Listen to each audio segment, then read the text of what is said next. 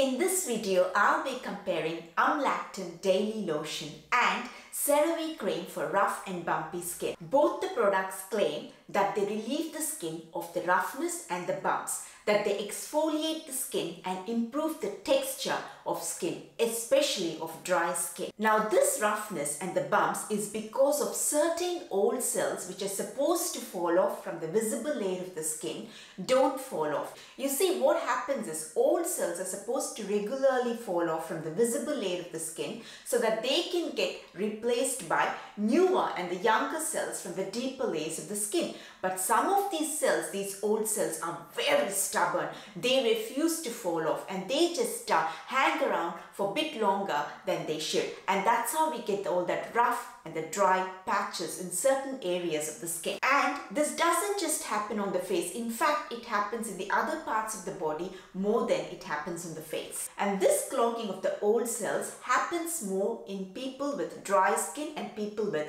eczema.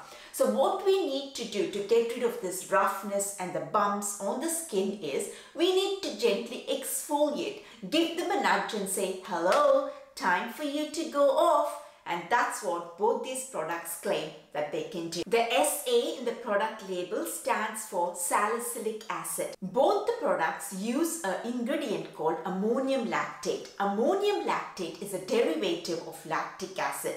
Now, lactic acid is a chemical exfoliant. It belongs to a class of ingredients called alpha hydroxy acids. They are also often called AHAs. Now, what lactic acid does is it gently goes and breaks the glue that's holding these old cells together. See, the reason for the bumps and the dryness and the rough patches is because if it was just one cell here, one cell there, they would all easily fall off. Instead, what they're doing is all these old cells, they're coming together, joining a big chain, big bond, and that's why it becomes a little bumpy. The area becomes bumpy. So what lactic acid does is it goes in there and gently breaks the bonds, that's the glue that's holding these cells together.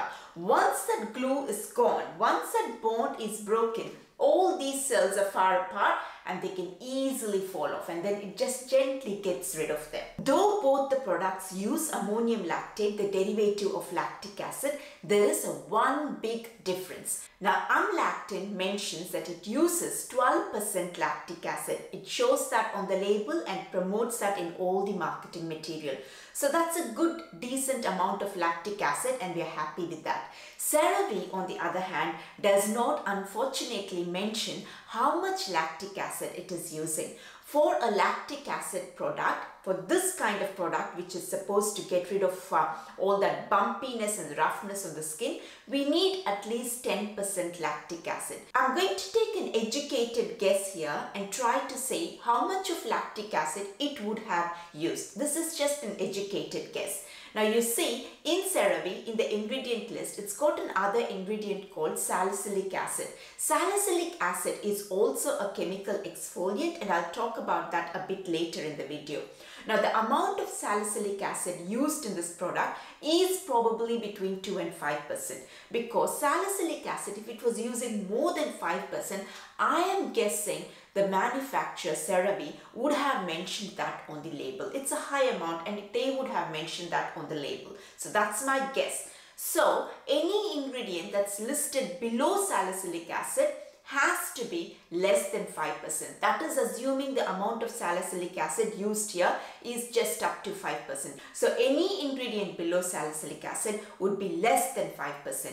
And ammonium lactate is further down the salicylic acid. So the amount of ammonium lactate used is definitely, based on this guess, is less than 5%. And that's not a huge amount to relieve the skin of this roughness and the bumpiness that it is trying to relieve. It's a good amount of lactic acid, but is it strong enough to relieve the bumps and the roughness on the skin? Maybe not. I so wish Cerave had mentioned the percentage of ammonium lactate it uses in the product. Cerave also uses another chemical exfoliant called salicylic acid. Now this is a chemical exfoliant which Amlactin does not use. Now having salicylic acid in here is a good thing. You see, what happens is some of these dead cells, they make their way into the pores or make their way inside the hair follicle, and they just clog that region as well. Lactic acid, the ammonium lactate derivative that's being used in both the products, it works only on the surface level when it comes to exfoliating. So for exfoliation, what lactic acid does is it sits on the surface and it breaks the glue. It does not get into the hair follicle or the pores or anything like that. Salicylic acid, on the other hand, gets inside. It goes inside and scoops out, just like an ice cream scoop. It scoops out all those cells, all those old cells which are clogging the skin inside. By doing that, it's relieving, it goes an extra mile in getting rid of the roughness and the bumps on the skin, because relieving the skin just on the surface won't do sometimes, because some of these dead old cells, stubborn old cells, have made their way inside. So we need to get rid of them from inside as well, and salicylic acid does a fine job of going inside and scooping everything out of there. Now both the ingredients have humectants in them. Amlactin has a humectant called glycerin.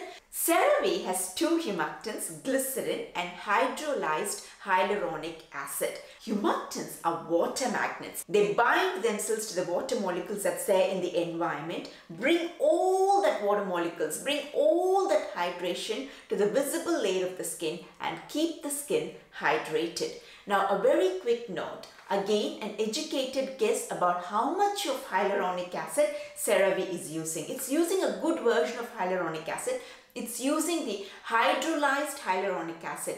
Hydrolyzed hyaluronic acid is basically the chopped up version of hyaluronic acid. Because it's chopped up and tiny, it can penetrate a bit deeper, which is a good thing. But coming back to the percentage. Now Cerave uses an ingredient called phenoxyethanol. Now this is a preservative. This preservative cannot be more than 1%. It has to be only up to 1%. That means anything listed below that has to be lower than 1%. And the hydrolyzed hyaluronic acid in Cerave is way below this preservative. So that's something to keep in mind.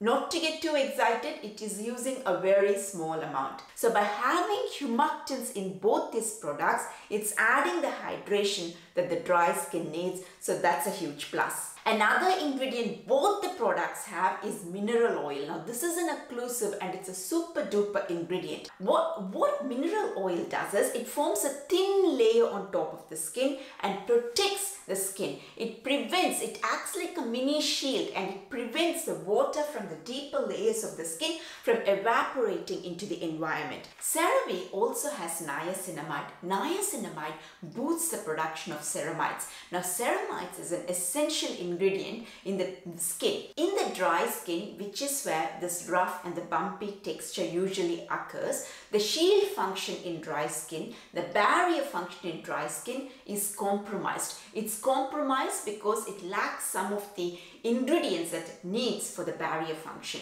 One of the main ingredients in the skin which help the skin in its barrier function is ceramides. So this product has, Cerave product has niacinamide, which can boost the ceramides. So having more ceramides is going to help the skin do a better job in retaining the water it already has, and also protect the skin from all these nasty attacks and prevent breakouts. But before I get too excited, for niacinamide to be effective in a skincare product, it should be between 5 to 10%. In this product, in Cerave, I'm making an educated guess and saying it's probably below 5%, because it is listed below salicylic acid, and I don't think salicylic acid in this product is above 5%. So niacinamide in here is probably below 5%. Cerave also has a couple of other ceramides in the ingredient list. Again, these are probably around 2%, I'm guessing, an educated guess, because it's just listed slightly above some of the preservatives in the product and below niacinamide. So it's got to be, and the preservatives usually won't be huge amount. So it's probably the ceramides is around 2% in the product. Lactic acid, the ammonium lactate that both the products use, apart from exfoliating, it also has other functions. The main function of the ammonium lactate, the derivative of lactic acid, is to exfoliate. But apart from it, it also boosts the production of ceramide, and ceramides is very helpful in helping skin do that barrier function role effectively. So lactic acid can boost the production of ceramides and can also increase hydration in the skin. So that's a huge plus. It's a multifunctional ingredient. The main job is to exfoliate, but it does come with added benefits like strengthening the skin barrier and adding hydration to the skin. Now both the products feel light, they're not too greasy, and they're easily absorbed by the skin. If you were to use both the products, use them straight after the shower when your skin is still a bit damp. That makes it more effective. Amlactin specifically mentions not to use this product on the face. You can get this rough, bumpy texture on the face as well, but Amlactin is not the product for that because 12% lactic acid is a high amount and it can irritate the skin, the facial skin. Cerave does not mention anything about the face, but I would think maybe just to be safe, stay away from the face. You can use other products which have lactic acid for the face. Amlactin has got a long history behind it. It's got a lot of papers proving that it does work. It's recommended often by dermatologists for rough and bumpy skin. So that's a huge plus for Amlactin. You see, the thing with Cerave, the biggest drawback for me is I'm not too concerned about it not mentioning the percentages of the hyaluronic acid or the niacinamide and the ceramides and all that, because those are all just add-ons. What the product says it does is it exfoliates and relieves the skin of the redness and the bumps on the skin. And for that, we need to really know how much of lactic acid it is using, how much of salicylic acid it is using. Only then we will know how effective it can be. So my concern is that it didn't mention the percentages of those two main ingredients. I don't really care about the niacinamide and the other ingredients because the product does not say it will actually treat dry skin. It just is saying it will purely help with the symptoms, some of the symptoms of the dry skin. So I wish it had mentioned the percentages. So if I'm in the market for something for my rough texture and the bumps on my skin, and I come across these two products, to be safe and if my skin doesn't get irritated easily, I would just go with Amlactin because it's got a proven history, it's a very evidence-based product, and I know 12% lactic acid will work well in relieving my skin of those bumps and the roughness. It is also a bit less pricey than Cerave. But if my skin does get a bit irritated easily, then I would go for the Cerave product. The Cerave also does have two good exfoliating ingredients in it, just percentages unknown, that's all. So it will do a good job as well.